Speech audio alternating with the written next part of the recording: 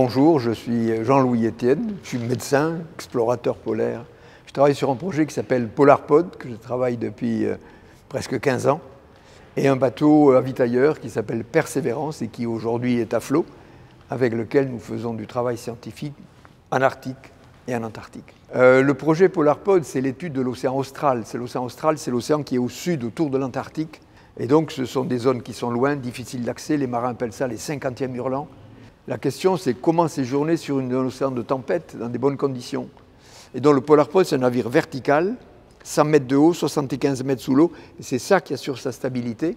Il y aura 8 personnes à bord, 3 marins, 4 chercheurs, plus une personne en fonction des programmes. Donc, ils habiteront dans cette nacelle.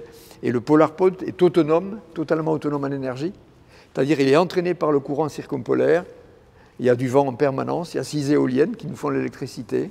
Donc, cet océan, il est peu connu. Donc, il y a une grosse attente de la communauté scientifique pour ce projet PolarPod. Tous les chercheurs à l'international disent, en parlant de cet océan qui est au sud, l'océan austral, « the major data gap of the global ocean ». Ça veut dire l'océan qu'on connaît le moins. Donc, il y a une grosse attente. C'est le principal puits de carbone océanique de la planète. Et autre chose, PolarPod est un navire totalement autonome, zéro émission, silencieux.